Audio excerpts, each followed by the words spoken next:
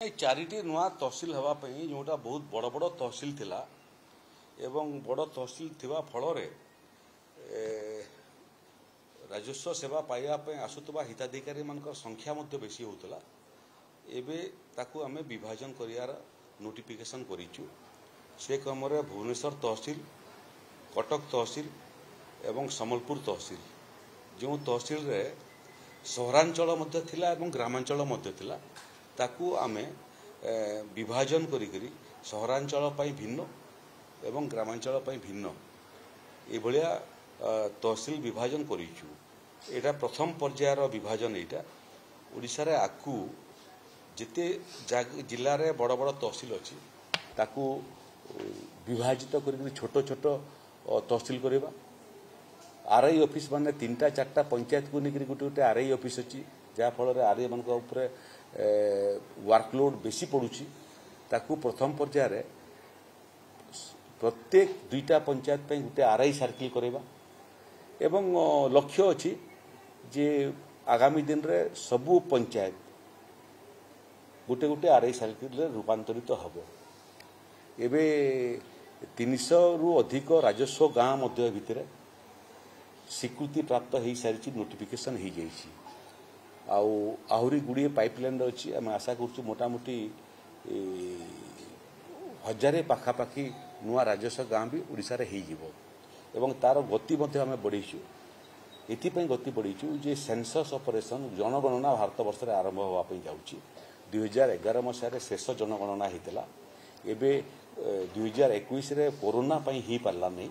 घुंचीगला एबे किंतु जनगणना संभवतः जनवरी 1 तारिख आरंभ हम तेणु जनगणना सरला जिते पॉलिटिकल यूनिट अच्छी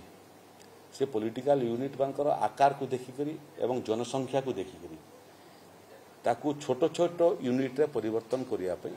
राज्य सरकार चिंता करछंती। सेंसस ऑपरेशन भितरे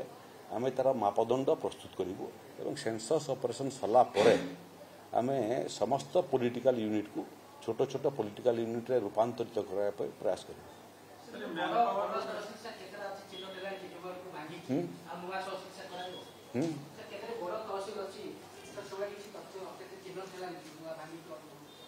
नहीं गुड़िए गुड़िए तहसिल बड़ बड़ तहसिल अच्छी गुड़िए ब्लॉक अपन भोगराई ब्लॉक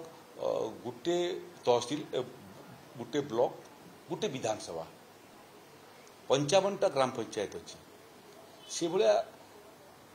आपण जानी था प्रशासन को लोक पाखे पहुँचापी ये सब पॉलिटिकल यूनिट सब जिते छोट छोट हम प्रशासन सेते सहजरे एवं सुविधारे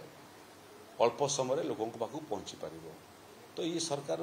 से दिगरे व्यापक भाव में मानस मंथन करुँच कौन चूड़ांत निष्पत्ति ही नहीं किंतु इन प्रिंसिपल निष्पत्ति करिछु आमे जे जनगणना परे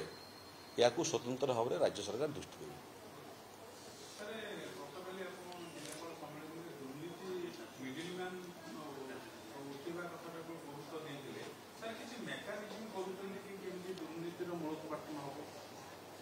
देखो ये दुर्नीति एक मानसिकता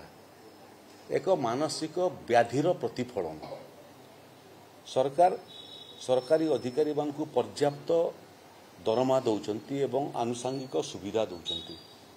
से मानकर दरमा पैसा से लोक ठारू आसी जे सरकार को टिकस दे थाए तेणु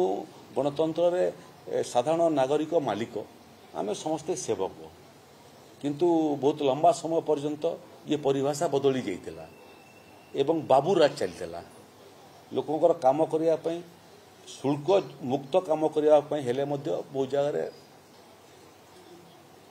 जो माने हिताधिकारी जाउथिले से माने दुर्नीतिर शिकार होते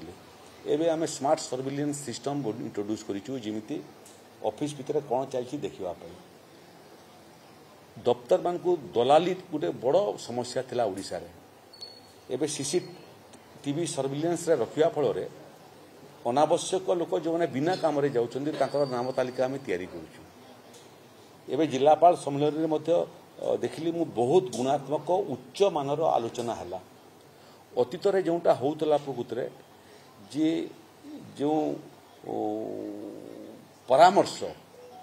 से परामर्श एकतरफा होता राज्य सरकार प्रशासन को परामर्श दौले एथर आम ताकू टू वे करेलु आमर परामर्श जिला प्रशासन को जिला परामर्श मत परामर्श राज्य सरकार को जे क्यों आईन क्यों योजना आउ किछि परिवर्तन आवश्यकता अच्छी एवं समस्त आईन समय उपयोगी हेबा कथा 50 वर्षर गोटे आईन आज उपयोगी हेबो तार किछि मायना नहीं से क्रम ओडिशा सर्वे सेटलमेंट एक्ट को आम व्यापक संशोधन कर सारूँ Odisha prevention of land encroachment ताकू मध्य आम संशोधन कर सारूँ Odisha government land settlement act ताकू मध्य संशोधन कर सारूँ एवं छोट बड़ गुड़िए राजस्व आईन को मिलित करी समाहित करी गोटे ओडिशा लैंड मैनेजमेंट एक्ट ये गोटे आईन आनिया आमर होमवर्क चली ड्राफ्ट प्रपोजल रेडी हो गलानी एवं तार सांगरे सांगरे आउ गोटे जिनस महत्वपूर्ण जिनस है जे आईन टाकू एवं आईन जनित सरकार जो स्पष्टीकरण एसओपी ताकू तल काम करुवा अधिकारी मानू स्पष्टता आने प्रादेशिक स्तर में वर्कशॉप कर सारूँ आरडीसी जोन लेवल वर्कशॉप कर सारूँ डीएसआर मान वर्कशॉप कर सारूँ सी भितर आप देखिए बोधे ओडिशार इतिहास आज दिन में सबुठारु चलचंचल होउची दुर्नीति निवारण संस्था प्रत्येक दिन सरकारी ऑफिसर में धरा पड़ुछंती गुड़िए लोक दंडित हो सारे गुड़िए लोक बरखास्त हो सारे गुड़िए लोक सस्पेंड होकर अच्छा से कथा मु उल्लेख करुली जे गोटे प्रशासनिक व्यवस्था रे अधस्तन कर्मचारी कौन करुची ठीक काम करुची कि ना से दुर्नीति काम रे लिप्त अच्छी कि तार फीडबैकटा ग्रहण करवाटा संग्रह करवाटा हूँ सुप्रियर अधिकारी काम से क्रम मोर परामर्श थिला जिलापाल मानकू जे जिले में अचानक परिदर्शन कर विभिन्न सरकारी दफ्तर परिदर्शन करके लोकंकर फीडबैक नियो जो जो जगह दुर्नीति होउची भल होता जदि दुर्नीति निवारण विभाग पहुंचवा पूर्व साधारण प्रशासन पहुंची जाता ताले मते लगुच दुर्नीति निवारण करिबारे एवं मात्रा को कमिबारे गुड़िए नुआ इतिहास ओडिशा सृष्टि करता आपको सेया करया पे जाउछु स्तर स्तर होकर जो माने सुपरवाइजिंग ऑफिसर अच्छी से माने अधस्तन कर्मचारी अधस्तन अधिकारी एवं अधस्तन दफ्तर रो निरंतर समीक्षा करिवे निरंतर आखि खोलिक गतिविधि बाबद नजर रखिए एवं आवश्यक पड़े विजिलेंस पहुंचिक गिरफ करने पूर्व प्रशासनिक स्तर में ना कार्यानुष्ठान हो पार आशा करुचु आम दुर्नीतिर परिमाण मोर तो 1.5 वर्ष भितर अनुभव जे निश्चित भाव में व्यापक भाव में कमी किंतु संपूर्ण दुर्नीति समाप्त होवार आवश्यकता अच्छी आम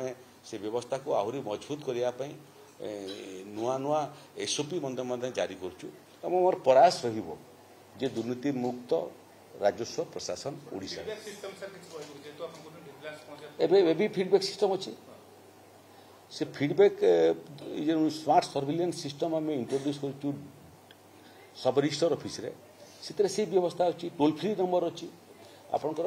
सब रजिस्टर ऑफिस रे कोन करूछंती लोकन 6टा टीवी लगी गोटे जगह लोक जो अपेक्षा कर टीवी लगी जो ई रजिस्ट्रेशन हो सीसीटीवी लगी जो सब रजिस्टर अच्छा चेम्बर से सीसीटीवी लगी अन्य कर्मचारी मैंने काम कर सीसीटीवी लगुच रजिस्ट्रेशन पे जी आसूची तार फोटोटा आसूची एवं फोटो सहित आधार लिंकिंग थी कारण तार नाटा पलि आसूची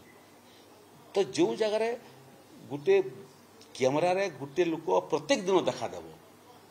से क्रेता भी नुह विक्रेता भी नुह निश्चित दलाल ये लोक प्रतिहत करने सब कलेक्टर पाखे क्षमता अच्छी कलेक्टर पाखे क्षमता अच्छी 144 सीआरपीसी को इनवल्व करा जाई परिबो जे निर्दिष्ट परिसर भितर गोटे व्यक्ति को आसवाटा बारण करा जाई परिबो से बाबद में जिलापाल मान को परामर्श दूसरी सीआरपीसी रे जो प्रावधान अच्छी एवं ओडिशार विभिन्न आईन रे जो प्रावधान अच्छी दलाल मुक्त राजस्व प्रशासनिक ऑफिस हवा कथा जो माने ये बारंबार आसुचंती ଏବଂ ସରକାରୀ କାମରେ ବାଧା ସୃଷ୍ଟି କରୁଛନ୍ତି, ଲୋକଙ୍କୁ ହଇରାଣ କରୁଛନ୍ତି, ଲୋକଙ୍କଠାରୁ ସୁବିଧା ନେବା ପାଇଁ ଚେଷ୍ଟା କରୁଛନ୍ତି। ସେମାନଙ୍କୁ 110 CRPC ଅନୁସାରେ ମଧ୍ୟ ଆମେ ଦଲାଲ ବୋଲିକି ଘୋଷିତ କରିପାରିବା। ତେଣୁ ଆଇନରେ ଯେତେ ବ୍ୟବସ୍ଥା ଅଛି, ଆମର ପୂର୍ବଜମାନେ ଯେଉଁ ଆଇନ କରିଛନ୍ତି ସେଟା ମଧ୍ୟ ମୋର ଜିଲ୍ଲାପାଳମାନଙ୍କୁ ପରାମର୍ଶ ଥିଲା ଏବଂ ରାଜସ୍ୱ ସମ୍ମିଳନୀରେ ଛୋଟ ତଳ ସ୍ତରର ରାଜସ୍ୱ ଅଧିକାରୀମାନଙ୍କୁ ମୋର ପରାମର୍ଶ ଥିଲା ଯେ ଦେଶରେ ସୁଶାସନ ପାଇଁ ଯେତେ ଆଇନ ଅଛି ସେ ଆଇନ ସବୁ ପଢ଼, ବାରମ୍ବାର ପଢ଼, ଘୋଷି ଦିଅ ଏବଂ ପ୍ରତ୍ୟେକ ଦଫା ଯେମିତି ମାଇଣ୍ଡରେ ମସ୍ତିଷ୍କରେ ରେଜିଷ୍ଟର ଥିବ। ପରିସ୍ଥିତିକୁ ଦେଖିକରି ଯେଉଁ ଆଇନଟାକୁ ଇନଭୋକ୍ କରିବାର ଆବଶ୍ୟକତା ଅଛି, ପ୍ରୟୋଗ କରିବାର ଆବଶ୍ୟକତା ଅଛି ତାକୁ କର। ଲକ୍ଷ୍ୟ ସୁଶାସନ, ଭଲ ପ୍ରଶାସନ, ଦୁର୍ନୀତିମୁକ୍ତ ପ୍ରଶାସନ। ଆପଣ ଜଣେ ବିଶିଷ୍ଟ ଆଡଭୋକେଟ୍ ବାଇ ପ୍ରଫେସନ ଏବଂ ମନ୍ତ୍ରୀ ମଧ୍ୟ 16 ମାସ ଭିତରେ ଆପଣ ଯେଉଁ ଭଳିଆ ବୁଡ଼ିକି ରହିଛନ୍ତି ଏବଂ ଟ୍ରାନ୍ସଫର୍ମେସନ ଆଣ୍ଡ ରିଫର୍ମ କରି ଚାଲିଛନ୍ତି, ବାସ୍ତବ କ୍ଷେତ୍ରରେ ଫିଲ୍ଡରେ ସେଗୁଡ଼ା ପହଞ୍ଚୁଛି କି ନାହିଁ, କୌଣସି ଅଡିଟ୍ ସିଷ୍ଟମ ନାହିଁ। ଏକ ଦ୍ୱିତୀୟ କଥା, ଯେତେବେଳେ ଭିଜିଲାନ୍ସ କଥା ଆପଣ କହିଲେ ଯେ ଭିଜିଲାନ୍ସ ପହଞ୍ଚିବା କଥା, ଭିଜିଲାନ୍ସଟାକୁ ରାଜସ୍ୱ ଡିଜାଷ୍ଟର ମିଟିଗେସନରେ ଗୋଟେ ସେଲ୍ ଯଦି କରିଦିଆଯାଆନ୍ତେ, ଗୋଟେ ଅଫିସର ଯଦି ଗୋଟେ ଦାୟିତ୍ୱବୋଧ ଭାବରେ ରହନ୍ତା, ମୁଁ ଭାବୁଛି ଆପଣ ଯେତେ ଗୁଡ଼େ ସବୁ କାର୍ଯ୍ୟକ୍ରମ କରୁଛନ୍ତି, ଯେତେ ଗୁଡ଼ା କାମ କରୁଛନ୍ତି, ସେଗୁଡ଼ା ସବୁ ଟିକେ ରିଡ୍ୟୁସ୍ ହେଇଯାନ୍ତା। କାରଣ ଅଟୋମେଟିକ୍ ଗୋଟେ ଭିଜିଲାନ୍ସ ଯେତେବେଳେ ରହିବ ସେ ନିଶ୍ଚୟ ଦଳା ଯାଇପାରିବନି। ଏକ ଦ୍ୱିତୀୟ କଥା, ଅନେକ ଗୁଡ଼ିଏ କାଗଜ ଆପଣଙ୍କ ତହସିଲ ଅଫିସରୁ ବାହାରକୁ ପଳାଉଛି ଦଲାଲ ମାଧ୍ୟମରେ ବିଭିନ୍ନ ଏବେ ଆମେ ଓଡ଼ିଶାର ଜମି ଜମାର ଦସ୍ତାବେଜକୁ ନିଖୁଣ ଭାବରେ ସର୍ଭେ ସେଟଲମେଣ୍ଟ ପ୍ରକ୍ରିୟା ମାଧ୍ୟମରେ ସମାପ୍ତ କରିବା ପାଇଁ ଯାଉଛୁ। 1,37,000 ରାଜସ୍ୱ କେସ୍ ରିଭିଜନାଲ କୋର୍ଟରେ ଥିଲା। ମୁଁ ମେମ୍ବର ବୋର୍ଡ ଅଫ୍ ରେଭିନ୍ୟୁ ଏବଂ ତାର ସାଙ୍ଗରେ ବାକି ରିଭିଜନାଲ କୋର୍ଟରେ ସରୁ ନାହିଁ, ଜୀବନ ସାରା ସରୁ ନାହିଁ। ଏବେ କ'ଣ କଲୁ ଆମେ, ଯେଉଁଟା ରାଜସ୍ୱ ବିଭାଗର ସର୍ବୋଚ୍ଚ ଅଧିକାରୀ ରିଭିଜନାଲ କୋର୍ଟରେ କରୁଥିଲି, ଏବେ ତହସିଲଦାରମାନଙ୍କୁ ଆମେ ଅଧିକୃତ କରିଦେଲୁ ଏବଂ ତାର SOP ମଧ୍ୟ ପ୍ରସ୍ତୁତ କରିଦେଲୁ। ରିଭିଜନାଲ କୋର୍ଟର କେସ୍ ମାନେ ଏଥର ସେମାନେ ସମାହିତ କରିବେ। ଯେଉଁଟା 70 ବର୍ଷରେ ହେଇପାରିଲାନି, ଆମେ ରଖିଛୁ 6 ମାସ ଭିତରେ ଓଡ଼ିଶାର ସମସ୍ତ ରିଭିଜନାଲ କୋର୍ଟର ଜମି ଜମା ମାମଲାର ସେଟଲମେଣ୍ଟ ପୂର୍ବରୁ ଦସ୍ତାବେଜର ସମ୍ପୂର୍ଣ୍ଣ ତଥ୍ୟ ସଂଗ୍ରହ କରିକି ଦସ୍ତାବେଜ ପରିବର୍ତ୍ତନ ହେବ। ଦେଖନ୍ତୁ, ସମସ୍ୟା ଥାଏ, ସମସ୍ୟାକୁ ସମାଧାନ କରିବା ପାଇଁ, ନିରାକରଣ କରିବା ପାଇଁ ଗୋଟିଏ ଜିନିଷ ପ୍ରତି ଆମେ ସ୍ୱତନ୍ତ୍ର ଯତ୍ନ ଦେଉଛୁ ଯେ କୌଣସି ସମସ୍ୟାକୁ ସମାଧାନ କରିବାକୁ ଯାଇକରି ଆହୁରି 2ଟା ସମସ୍ୟା ସୃଷ୍ଟି ନ ହେଉ। ତେଣୁ 5 ଥର ଚିନ୍ତା କରିବା ପାଇଁ ପଡ଼ୁଛି, ବିଶେଷଜ୍ଞମାନଙ୍କ ସାଙ୍ଗରେ କଥା ଲାଗିବା ପାଇଁ ପଡ଼ୁଛି, ଆଇନଜୀବୀମାନଙ୍କ ସାଙ୍ଗରେ କଥା ଲାଗିବା ପାଇଁ ପଡ଼ୁଛି, ଲ ଡିପାର୍ଟମେଣ୍ଟ ସାଙ୍ଗେ କଥା ଲାଗିବା ପାଇଁ ପଡ଼ୁଛି। ଟିକେ ଟିକେ ଟିକେ ଟିକେ ବିଳମ୍ବ ପଛେ ହେଉ, ନିଖୁଣ ସମାଧାନ ହେଉ, ସେଟା ଏଇ ସରକାରର ଲକ୍ଷ୍ୟ।